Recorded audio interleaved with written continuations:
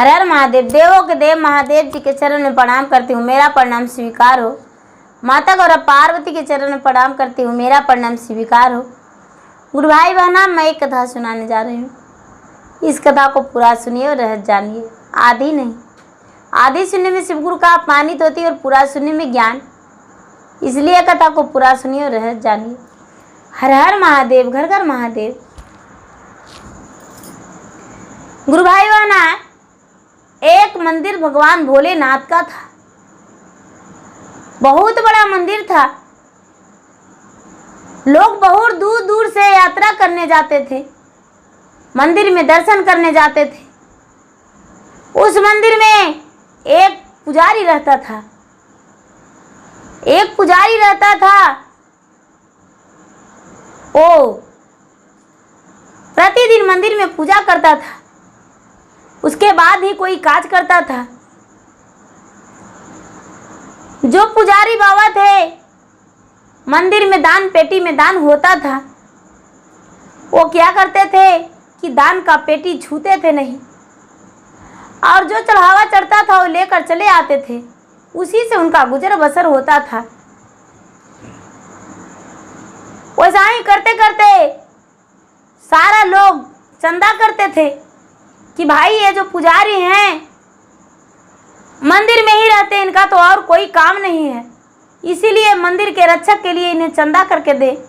सारा लोग चंदा करके देते थे और मंदिर में वो बाबा पुजारी करते थे, पूजा करते थे।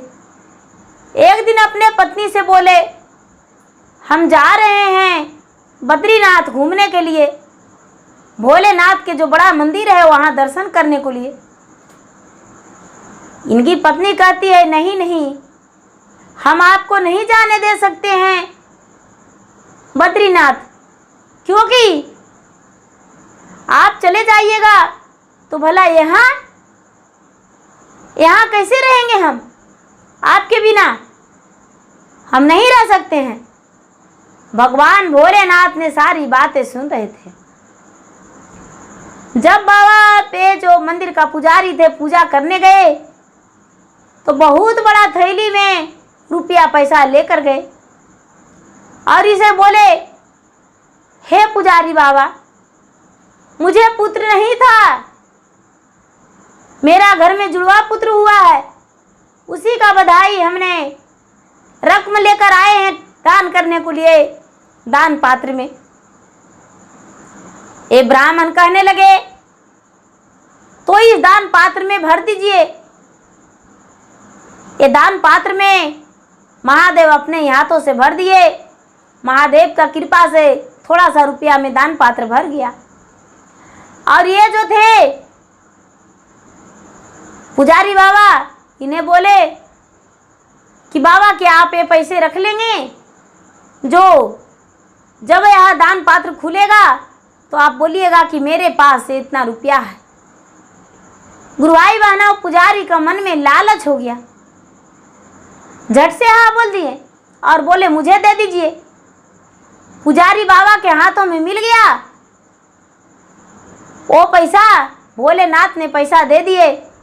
पुजारी बाबा घर लेकर आए और कहने लगे, लो तेरे पास धन रहेगा तो तू खा लेगी, यदि हम जिंदा रह जाएंगे तो लौट जाएंगे, मर जाएंगे तो उधरा ही मेरा माटी मजील कोई कर देगा। हम जा रहे हैं बद्रीनाथ। पैसे देखकर जो पत्नी थी खुश हो गई। ये जो पुजारी बाबा थे वो कहने लगे,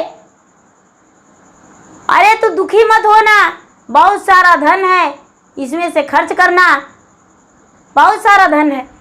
पत्नी जो थी ब्राह्मण का बड़े खुश हो गई, ब्राह्मण भी बड़ी खुश हो गए और वहाँ से पैदल ही यात्रा के लिए निकल दिए।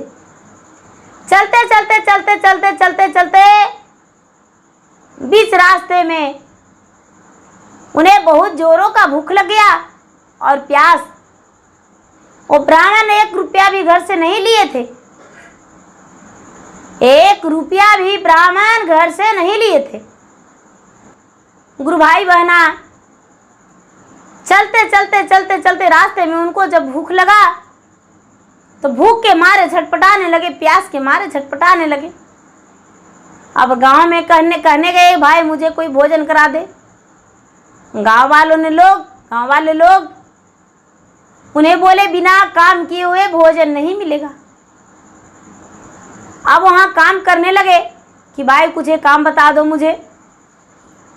तो उनके झांकी मुटिया का काम मिल गया। वो पुजारी को वो काम करने लगे। खाना तो उनको मिलने लगा, लेकिन एक वक्त के खाना के उनका 6 महीना वसूली करने के लिए लोग बोले कि 1 महीना जब 1 दिन खाना देंगे तो 6 महीना मेरे घर मेहनत मजदूरी करना पड़ेगा। ये सब महादेव का कृपा था, भोले दानी का दया था, इसीलिए कष्ट उन्हें झेलना पड़ा। क्योंकि भोलेनाथ का दिया हुआ पैसा उनकी पत्नी कपट से रख ली। अब वो जो पुजारी थे वो भी कपट किए और अपने पत्नी को पैसा दिए। जब वो पुजारी की पत्नी थी वो पैसा खर्च करने लगी, तो जितना ही खर्च करती थी उतना इनका कष्ट होता था। ये मजूरी करके जितना पैसा था जब तक पूरा नहीं हुआ, जितना रुपया दिए थे उतना कमाना पड़ा इन्हें। जब उतना पैसा इन्हें मजूरी हो गया तो पैसा हो गया पूरा, तो पूरे साल 2 साल वर्षों तक काम किए और पैसा लेकर और बद्रीनाथ दर्शन करने को लिए निकले। वही जो पैसा दिए थे मंदिर में, वही सेठ के नाम पर भोलेनाथ खड़े हो गए और कहने लगे, हे पुजारी तुम कहाँ जा रहे हो? कहने लगे, हम कहाँ जा रहे हैं, हम कहीं नहीं, बस जा रहे हैं बद्रीनाथ। तो तूने तो घर से कब से निकला है, अब तक तू यहीं पड़ा है? ये ब्राह्मण कहते हैं, हाँ महाराज, हमें यहाँ रहना पड़ा क्योंकि मुझे बहुत कष्ट हुआ रास्ते में आने में, इसीलिए मुझे दुखरा मजूरी करना पड़ा। कहते हैं ओ सेठ जी, हे पुजारी तूने सारी पाप को भूल गया? तूने जितना रुपया मंदिर से लिया, चोरी किया, वही रुपया को कर्ज भरपाई करना पड़ रहा है ना? जो तुम्हारे कंधे में पैसा है वो जाके मंदिर में दान करना, और नहीं तो फिर तुम्हें मजदूरी करना पड़ेगा। ये जो ब्राह्मण था, ब्राह्मण ऐसा सुनकर पुजारी चकित हो गया और चकित होकर कहने लगा कि आप कौन हैं? कहने लगे, मैं वही सेठ हूँ जो तुम्हें मंदिर में रुपया दिए थे। ये जो पुजारी थे वो थर-थर उनका शरीर कांपने लगा। कांपते कांपते कहते हैं कि बाबा मुझे क्षमा कर दीजिए, मुझसे बहुत बड़ा भूल हो गया। ये मंदिर में जाकर सारा पैसा दान कर दिए और दान करके और वहां से लौट आए, भगवान से हाथ जोड़ते प्रार्थना करते आए कि हे भगवान, आपका दी हुई रकम हम मंदिर में दान कर दिए हैं, कभी मुझ पे वैसा कष्ट और अपराध नहीं देना। भगवान आप चाहें तो हमने तो मजदूरी भी कर लिया, जाके मोटिया का भी काम कर लिया, हम एक मंदिर में पुजारी बन के रह रहे थे, लेकिन मुझे इतना बड़ा काम भी करना पड़ा। कोई बात नहीं, हम सहा काम तो हंसते हंसते कर लिए। जीवन में सब कुछ हर उतार हर चढ़ाव आता है, लेकिन अब ऐसा कर्म मत करने के लिए बताना। गुरुभाई वाना जो पत्नी थी प्रतिदिन ये वो चाटती थी। ये ब्राह्मण जाके मोटिया ढो रहे थे। पुजारी जब गए घर लौटे तो उनकी पत्नी दशा देख कर कहती है, जी आप बाबा की यात्रा पर गए थे तो आप ऐसा लग रहे हैं, हम देखिए तो घर में थे, कितना मस्त लग रहे हैं, मेरा शरीर दुगना हो गया। ये जो पुजारी थे, पुजारी उठा के हाथ लगा दिए गले गाल में उनका और कहते हैं, तेरा ही कारण मुझे ये दशा हुआ, यदि तू गलत नहीं होती तो मुझे ये नहीं भुगतना पड़ता। तूने गलती करके और मुझे ये सब करवाई हो, इसका सजा तुम्हें मिलेगा। भगवान नहीं माफ करेंगे, हम माफ कर देंगे। ये जो ब्राह्मण थे मेहनत करने लगे, पूजा पाठ करवाते थे और मेहनत भी करते थे। जब मेहनत करने लगे तो उनका खाने पीने का कोई तकलीफ नहीं हुआ और उनका जीवन सुखी बीतने लगा और अपना घर में अपने परिवार के साथ सुखी जीवन बिताने लगे और खुश रहने लगे। तो गुरु भाई बहना, जो जैसा करते हैं वैसा पाते हैं। वो पुजारी तो सोचे थे कि कोई नहीं देखा है, लेकिन धन किसका था? महादेव का, कोई और का नहीं। महादेव ही तो धन दिए थे, इसी कारण तो महादेव ने ही बदला लिए। यदि महादेव धन नहीं देते तो महादेव इतनी कठिनता के साथ बदला नहीं लेते। इसे कहते हैं मंदिर में चोरी।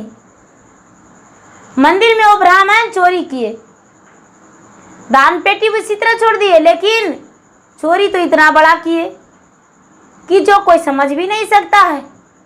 जैसे वो ब्राह्मण किए थे उस तरह तो ऐसा लालची नहीं होना चाहिए। वो पुजारी ने अति के अंत ही कर दिए थे।